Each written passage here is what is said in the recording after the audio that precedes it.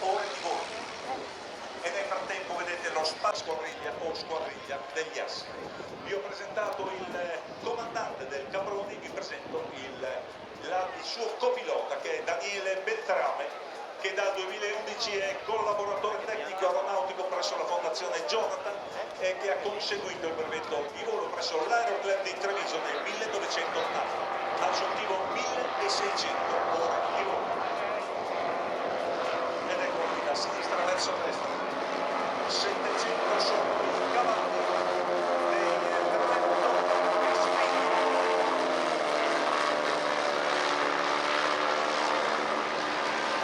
2 motori posti sulle ali con medica traente e un motore posto e la sua costruzione con alterne vicende è durata oltre 15.000 ore di lavoro.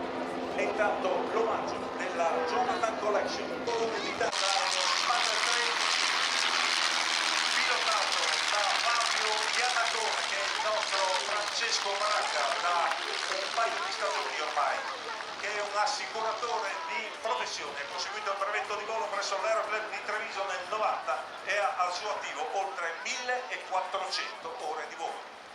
Continua questo 360, continua questo tricolore d'Italia, questo bianco, rosso e verde così caro a tutti noi. Bianco, tricolore, li vedete anche sotto la maggiore della Romana, che mantiene la livrea originale che fu quella del nostro più grande asso, dell'asso degli assi, con le sue 34 vittorie.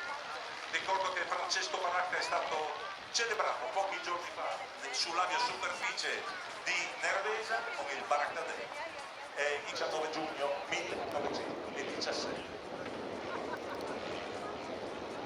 Ed ecco esauriti i fumosi di quest'ultima tirata,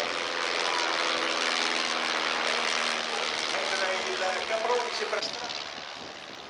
Tutti e due gli aeroplani sono delle fedeli repliche di questi velivoli, alcune addizioni moderne che ne consentono il volo sicuro. Ed ecco qui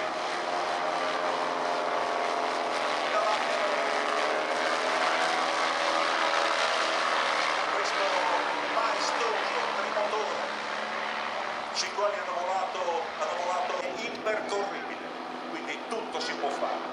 È un po' il motto della fondazione, che molte volte riteneva impossibile la costruzione di alcuni velivoli, soprattutto del K3, gigantesca macchina.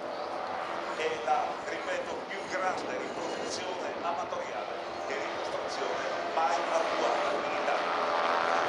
E ormai